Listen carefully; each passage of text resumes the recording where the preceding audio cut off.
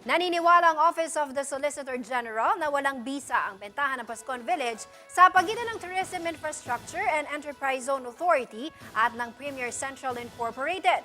Nilabag daw kasi ng bentahan ang ilang probisyon ng Republic Act 9593 o ang Tourism Act of 2009.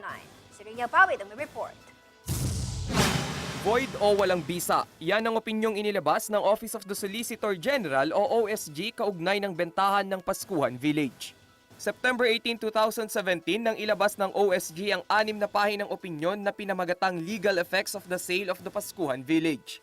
Nakasaad dito na December 17, 2014 nang bumuo ang Tourism Infrastructure and Enterprise Zone Authority o TSEA ng isang bidding committee para sa pagbebenta ng Pascuhan Village. Sa bisa ng isang absolute deed of sale ay naibenta sa Premier Central Incorporated o PCI ang Pascuhan Village sa halagang halos 1 bilyong piso.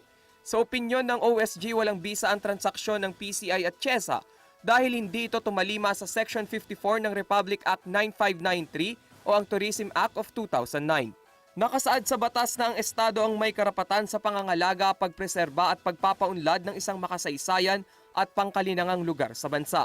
Pinagtibay naman ng Rule 9 Section 158 ng nasabing batas na ang Pascuhan ay isang cultural at heritage site dahil minsan na itong naging antique shop at cultural sites. Ito rin noon ang natatanging Christmas theme park sa buong Asya. 2 sa 5 kategoryang kinokonsidera para masabing makasaysayan ang isang lugar. Binigyan din sa sulat na mahalagang madesisyonan ng lokal na pamahalaan ang aksyon nito sa bentahan ng nasabing lugar. Hindi rin maaaring ibenta sa local government unit ang Pascuhan Village. Maaari lang ilipat sa city government ng San Fernando ang pamamahala sa cultural site sa ilalim ng basbas ng TSEA. Pero malinaw din sa IRR na hindi maiaalis ang ownership sa TSEA dahil ito ang ahensyang tututok sa pangangalaga ng Pascuhan.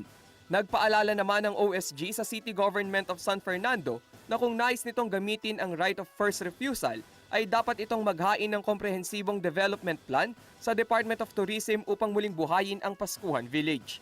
Ako si Rainiel Pawid para sa Metro Central Luzon News.